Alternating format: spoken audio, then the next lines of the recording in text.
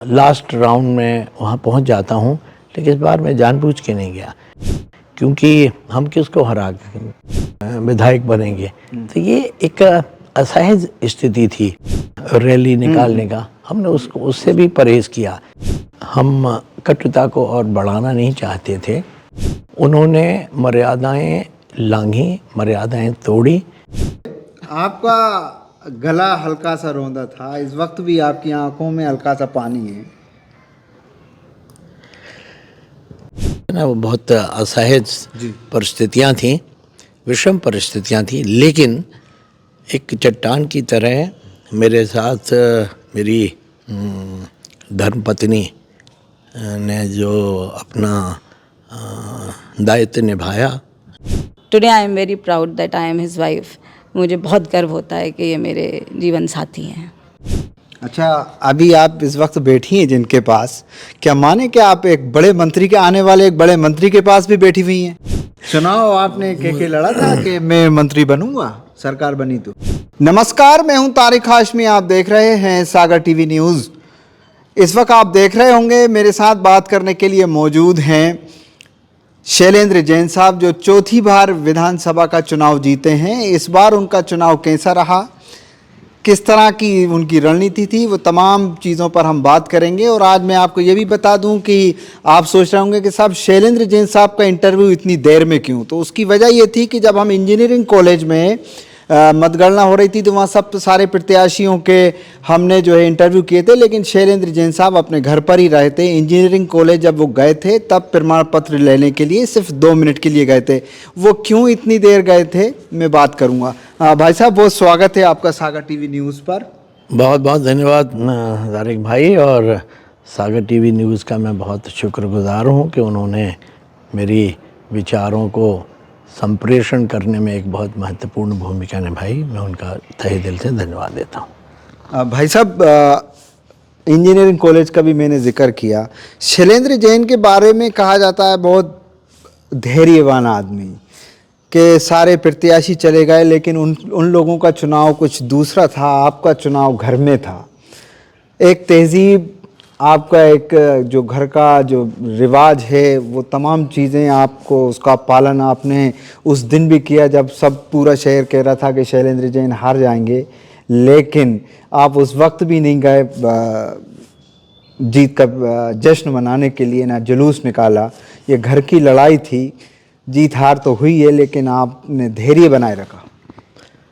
एक तो मैं बहुत विनम्रता के साथ आपको बता दूं कि ये घर की लड़ाई नहीं थी, ये विचारों की, एक विचारधारा की लड़ाई थी। और जिस दल का प्रतिनिधित्व मैं करता हूं, उस दल ने मुझे अपना प्रत्याशी बनाया था।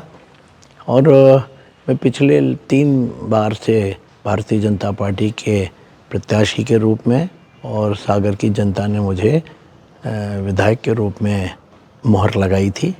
तो ये मेरे लिए तो निश्चित रूप से फ़ख्र का विषय था कि भारतीय जनता पार्टी ने चौथी बार मुझे, सागर विधानसभा का इतिहास अगर हम देखें तो कभी किसी भी व्यक्ति को 4 बार, चौथी बार विधायक बनने का मौका कभी नहीं मिला।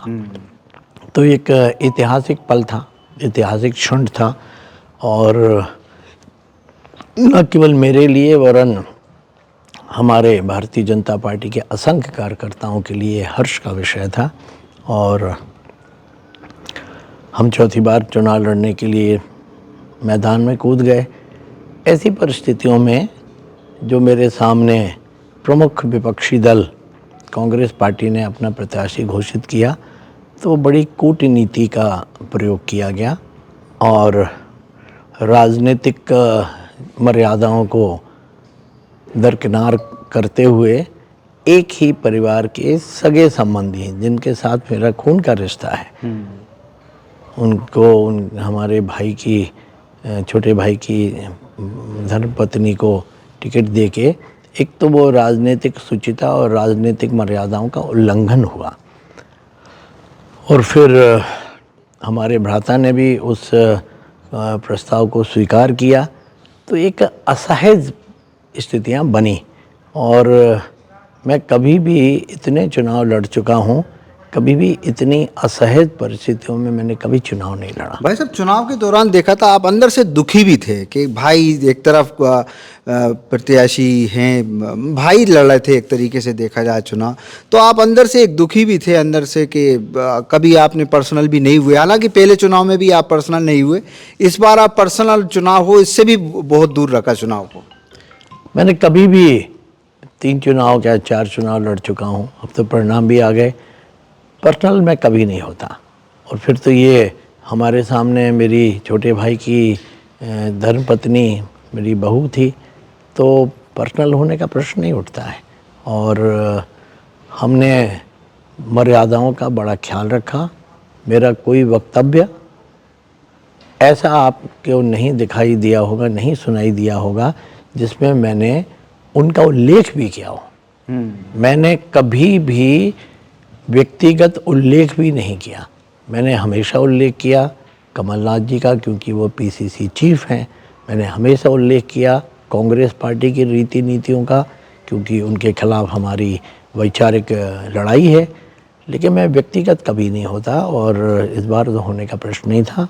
लेकिन जो कुछ हुआ वो मेरी दृष्टि से नैतिकता के तकाजे में अगर देखा जाए वो ठीक नहीं था। और फिर मैंने चुनाव परिणाम आने के समय, काउंटिंग के समय, आमतौर पे मैं लास्ट राउंड में वहाँ पहुँच जाता हूँ, लेकिन इस बार मैं जानबूझ के नहीं गया, क्योंकि हम किसको हरा के विधायक बनेंगे। तो ये एक असहज स्थिति थी। दूसरी बात, हमने चुनाव के बाद कोई जलसा या कोई रैली निकालने का हमने उससे भी परहेज़ किया, क्योंकि ऐसी परिस्थितियों में हम कटुता को और बढ़ाना नहीं चाहते थे। इसलिए हमने इन सब चीज़ों का परहेज़ किया। और उन्होंने मर्यादाएं लांघी, मर्यादाएं तोड़ी, लेकिन बड़े भाई होने के नाते मुझे मर्यादाओं का पालन करना चाहिए। ये हमारा बड़ा स्पष्ट मान्यता रही है, और मैंने यथासंभव यथाशक्ति मर्यादाओं का पालन किया, और मर्यादाओं में रह के और अपनी वैचारिक जो प्रतिबद्धता है उसके लिए हमने काम किया। भाभी भी आपके साथ रहीं भाई साहब पूरे चुनाव में? भाभी लगातार महिलाओं को लिए रहीं और चुनाव प्रचार करती रहीं, एक बिल्कुल रणनीति में आपके साथ रहीं। भाभी, क्या कहना चाहेंगी आप? इस बार तो चुनाव भाई साहब चौथी बार जीते।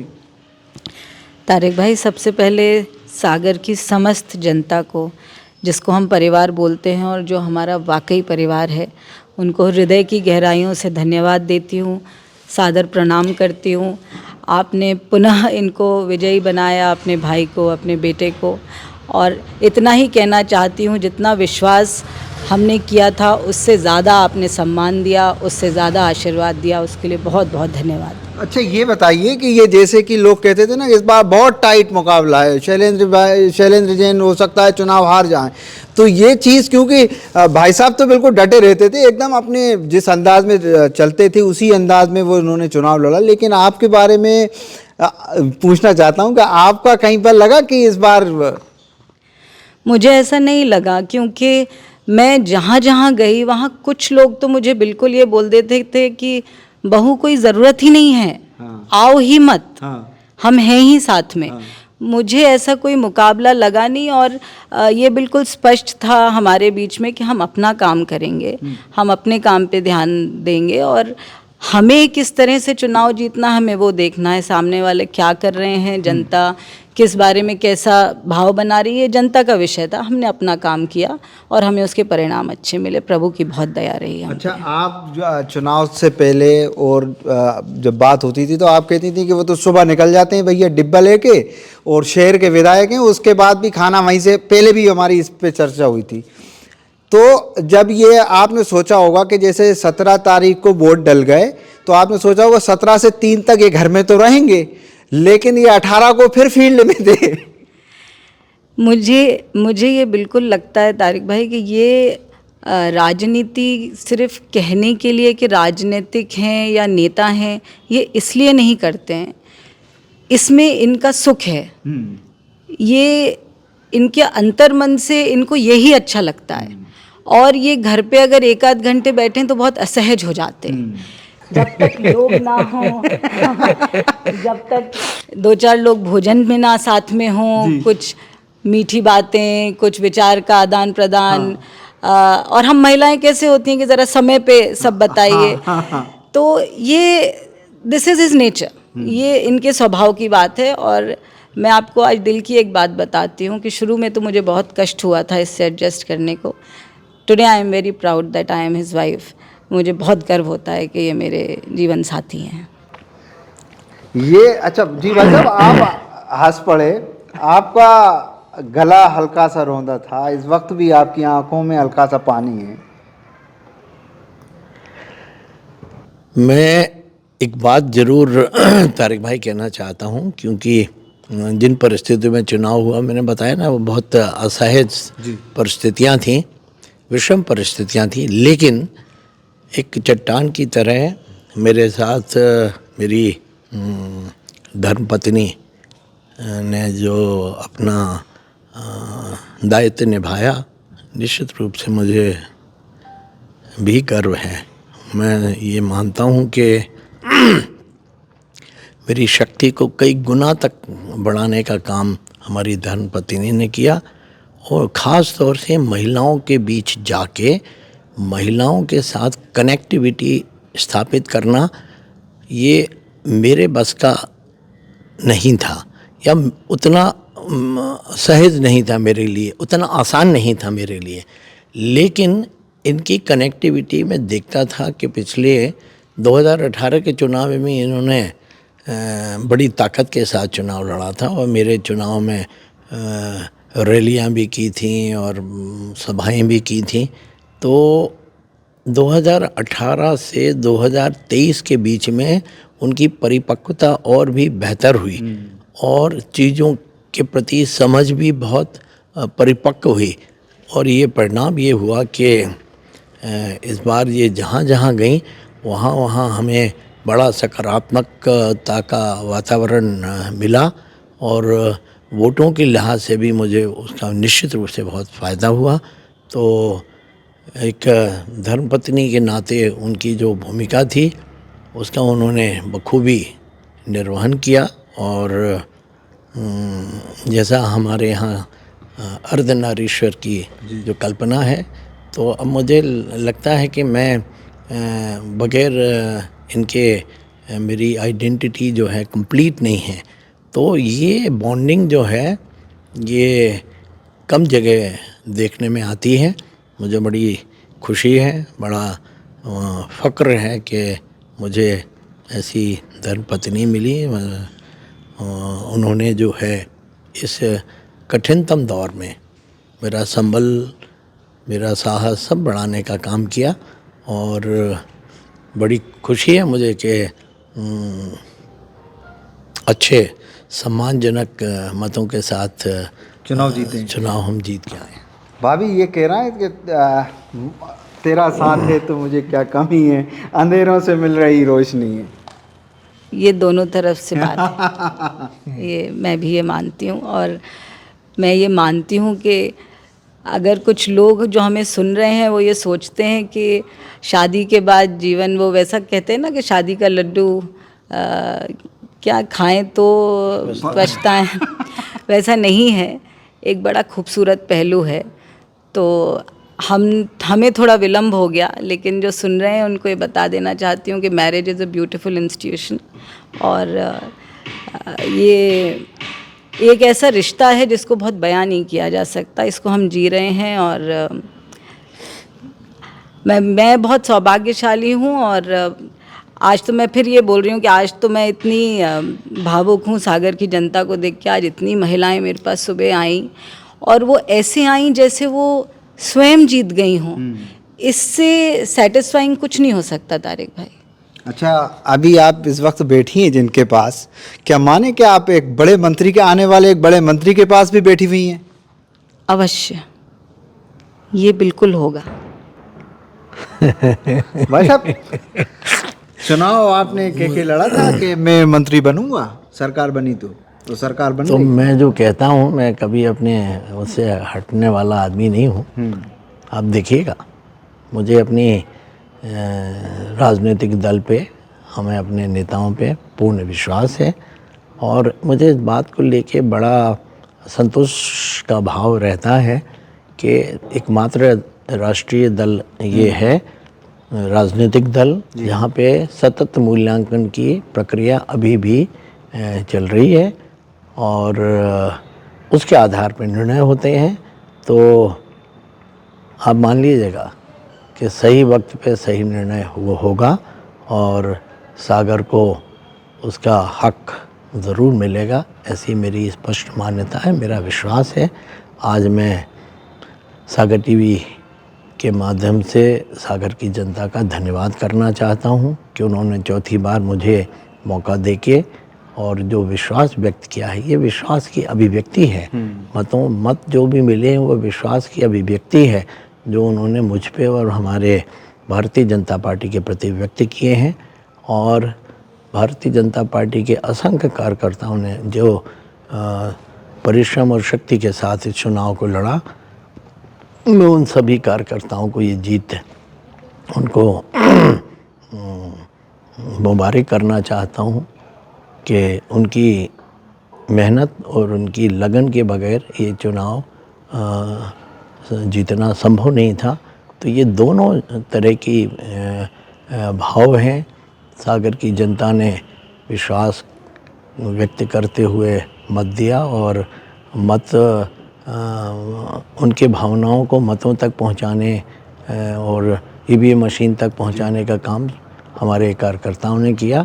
तो मैं दोनों के प्रति आभार व्यक्त करना चाहता हूं।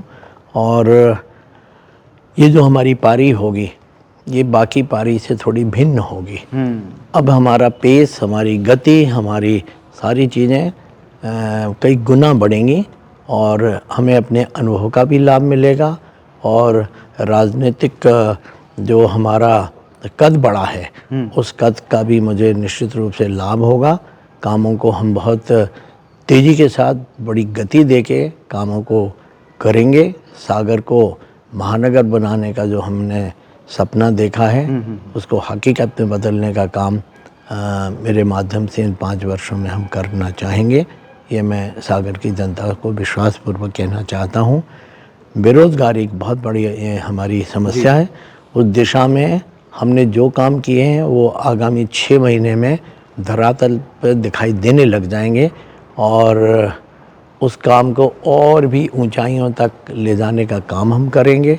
जो विकास की कार्य हमने शुरू किए हैं उनको कई गुना आगे बढ़ाने का काम इस कालखंड में हम करेंगे और सागर की जनता के विश्वास को जो है अक्षुण्ण बना के रखूँगा, उसको कभी खंडित नहीं होने दूँगा। ये बताइए आप हमें कि आप क्या चाहती हैं कि अब क्या होना चाहिए सागर में? सागर में 2 मुद्दे मुझे लगते हैं जिन पे काम होना चाहिए। एक तो युवाओं के लिए रोज़गार, एक महिलाओं का एम्पावरमेंट, विमेन एम्पावरमेंट बहुत ज़रूरी है।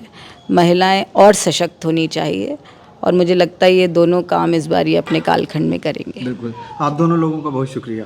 बहुत बहुत शुक्रिया। शैलेंद्र जैन साहब सागर से चौथी बार के विधायक बने हैं। वो आज अभी हमसे मुखातब थे और उनसे जब बात हुई तो उन्होंने कहा कि मुकाबला जो है घर में था, कांग्रेस पार्टी से था। उन्होंने ये भी कहा कि बड़े होने के नाते नैतिकता उनको निभानी पड़ी है, वो निभाएंगे आगे जाकर।